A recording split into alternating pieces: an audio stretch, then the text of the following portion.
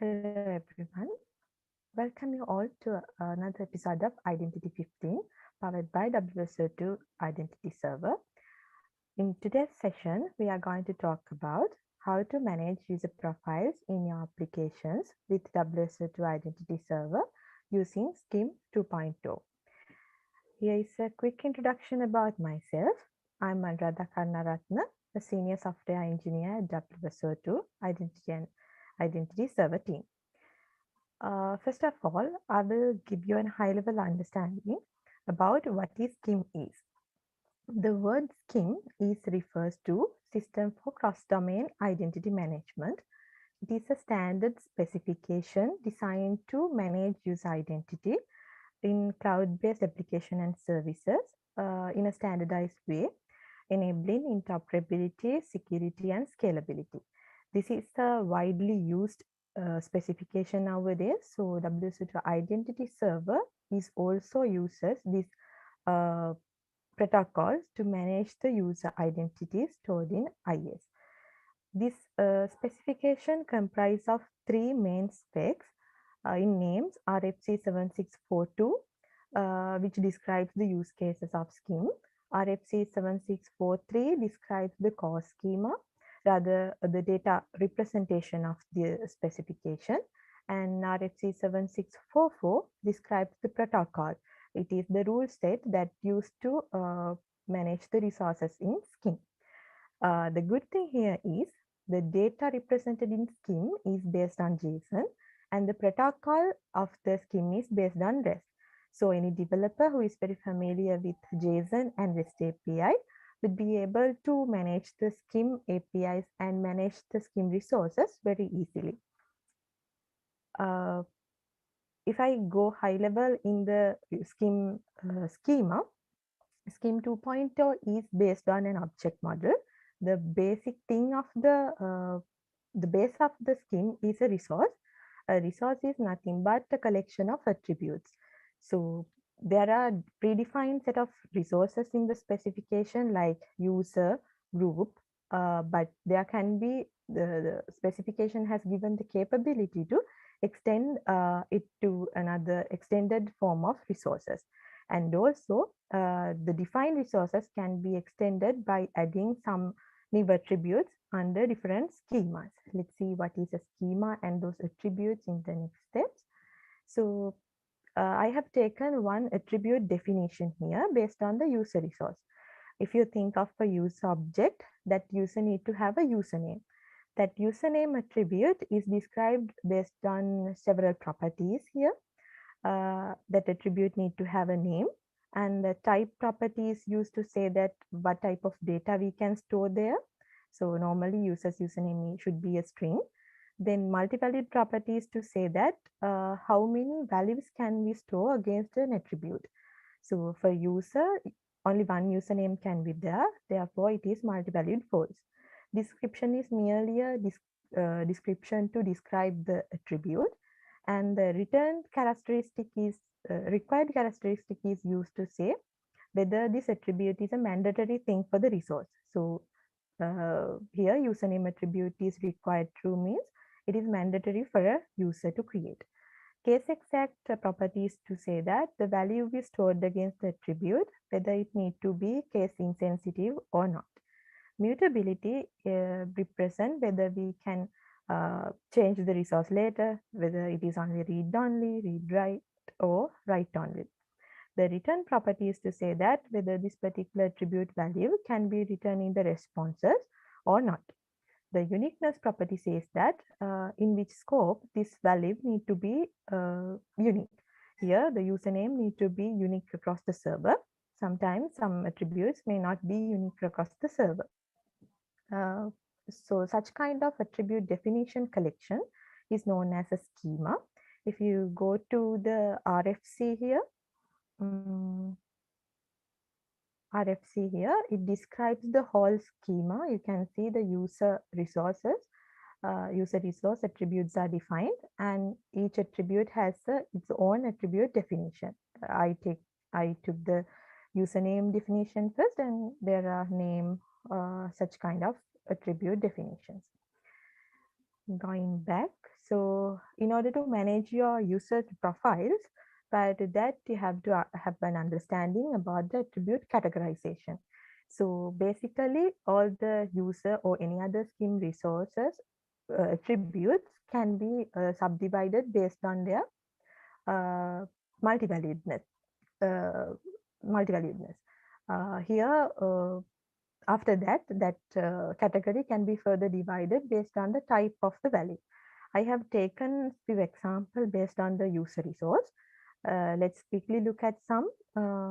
If we say the username, for one user, that user can have only one username, so it is singular, and also that value need to be a string, so it is a primitive value, therefore it becomes a simple attribute.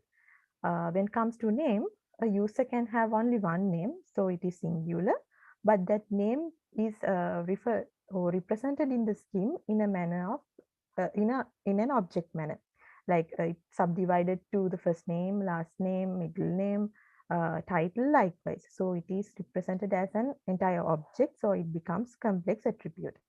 Similarly, in multi-valued attributes, let's go to multi-valued complex attribute first. So one user can have multiple emails, but those, so it is multi-valued, but those emails are not stored as merely strings. Those are represented as objects by storing their type, like whether this email is the home email of the user, whether it is the work email of the user, likewise. So multi-valued simple attributes is users attribute can have multiple values, but those are primitives like strings or integers. In default specification, there are no examples for this type, but it is a valid type of attribute to have in your extended resources or schema. This how it look like when we create a user object in SCIM and when it is returned. As I first said, it is in the JSON format. So once a user is created, uh, these two details like meta and ID are not some detail provided by the client. These two values will be generated by the SCIM provider or the server. In WSO2 Identity Server side, it is the SCIM provider. Therefore, these values will be generated by the identity server. And the meta section contains when this resource is created, where this resource is located. In the last modified, we say that when this resource was last modified and what kind of resource is that. ID property is showcase the unique ID for that resource. So let's see this in detail in our demo. The next thing is in RFC 7644, it describes the SCIM protocol. It is merely the CRUD operations we can do against the resources. So this table contains a summary of the available resources by default and what kind of REST endpoint we can use to manage those resources and what kind of operations we can do. Those are basic HTTP operations. Here, in order to manage the users, we can use users endpoint and we can perform get operation to retrieve data, post operation to create data, put or patch operation to update data, and delete operation to delete the resource. So let's move on to the demo to see how we can do these operations in WSO2 Identity Server. So if you need to manage your user profiles in the application, it is only what you have to do is take an HTTP client and invoke the particular REST API you want to invoke. For this demo, I'm using Postman to show how each API should work. If you want to create a user using SCIM, you have to do a post operation, and the API endpoint need to be in this way. Base URL contains your server host name and port. Then this SCIM2 part in the path is used to mention the version of the SCIM, since the WSO2 Identity Server supported SCIM version 1 previously, and now we are supporting SCIM2. Therefore, the version is defined here, and the endpoint need to be /users. Then this request need to be authenticated. We support basic auth and bearer token to authenticate and authorize this request. So in the first request, I'm using the basic auth, and I'm using admin user credentials to authenticate the request. And I have to mention that when you are doing such operation, refer to the WSO2 Identity Server documentation under REST APIs. Go to SCIM 2.0 section and refer the API definitions given here. When let's take user creation endpoint now. Since we are going to create a user, refer to this permission required section and scope required section. In order to create a user with basic authentication, that a user who authenticates the request need to have at least this permission to perform that request successfully. If you are authenticating the request using bearer token, that token should be retrieved with the this given scope. Otherwise, this operation cannot be done. Here, admin user has that enough permissions, so I'm using admin user credentials. Here, when it comes to the body, you have to provide a JSON body, and this is here I have picked some required and minimal level of attributes that need to have for a user. Here I'm taking user's first name, last name, and username for the user, password, set of emails, and some extended attributes.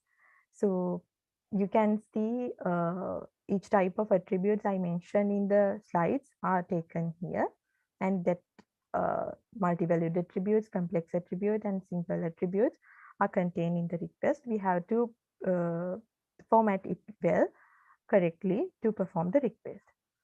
So I'm sending this, and once the user is created successfully, you will get a 201 created response status. And you see that in the payload, I didn't give the ID or meta information, but in the response, those details, meta details and ID was created by the server and returned in the response. Then in order to do querying of the resources, let's say user querying, for that we can use get APIs. And if we invoke this API directly, it returns all the users in the server. At the moment, I have admin user and the created user. Apart from that, in the params, we have several capabilities to filter out users. We can filter users based on several attributes like username equal Alice. I want only that user. Then I can perform users get API call to the user's endpoint with filter parameters. Also, it has the capability to paginate as well. And there is a attribute called excluded attributes. In that, here in the previous request, we got the response of all available detail of the user, emails, names, ID, username, etc. But if I don't want names and emails of the user, we can exclude those attributes. Here in this request, emails and name data are not written. Similarly, instead of excluding some attribute, we can specify what kind of attributes are required by giving attributes parameter. The same kind of querying capability is given in the as a post operation. That API call need to come as /scim2/user/dot/search. The same capability as mentioned in the get API call is supported here, but only difference is we have to add those details in the payload. Same attribute names, but in the previous get request, I mentioned them as query params. Here, those come as come in the payload. So this should also give the results as similarly.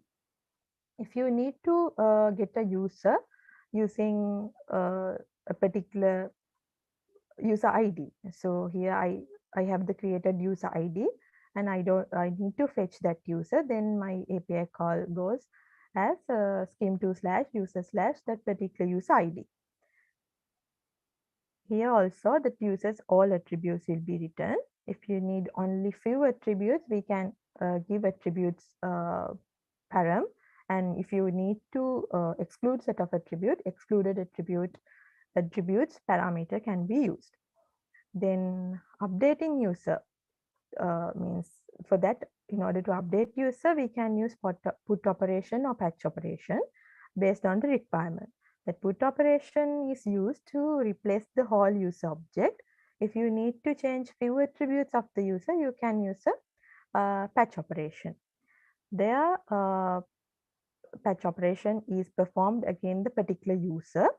Then the body of this request should formatted in this way. We can provide multiple operation as an array. It has support to do removal, addition, and replacements. Here in my request, I'm doing 3 kind of operations. One is to remove the user's email, which type is home. It means home email of the user will be removed.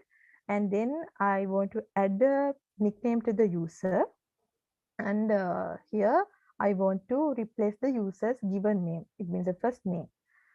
So that operation can be done this way. So nickname is added and first name of the user replaced.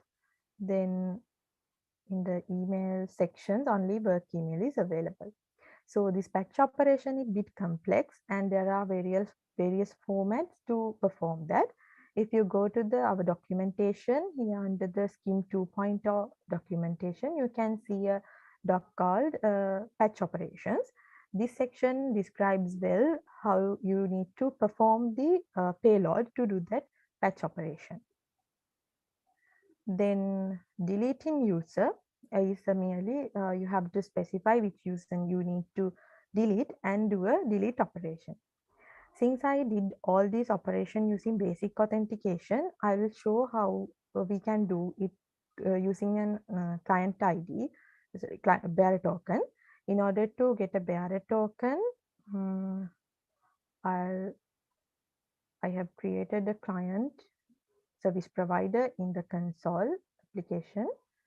So since you are managing your user profiles using an app, definitely you will get the application here. If it is a OAuth app, you can have this client ID and client secret. Based on the supported grant type, you can obtain a bearer token.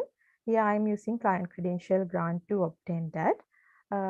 So I'm invoking the token endpoint with client credential grant, provided the client ID and secret here, and I'm passing user management create scope.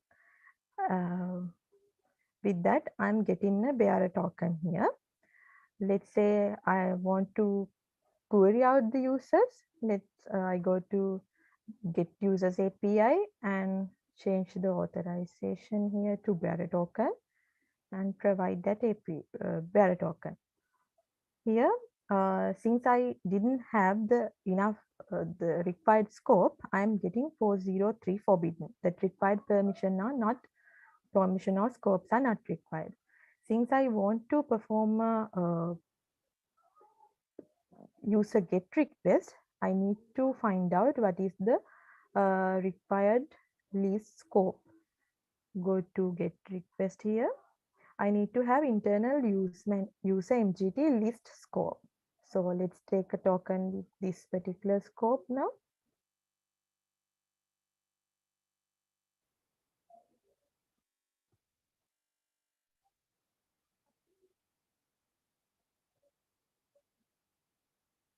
Here I have retrieved a token using the user management list scope. Then let's perform this get API call with that token. It is successful. That is the basic thing you need to understand in order to manage your user profiles in with WSO2 Identity Server using SCIM. So if you have any questions regarding this session, now you can post them on the YouTube live chat. I can take. Uh, until we get some questions, I will remind you that you can reach out to developers of Identity Server using the given link. Even this Slack channel link is added in the description of the video as well. Reach out to IS Slack channel for any issue that you arise during trying out the Identity Server. And also, you can raise your questions in Stack Overflow with the WSO2 Identity Server tag. So also don't forget to follow IM Twitter community, IM community Twitter channel. You can get the new feeds out of there. Uh,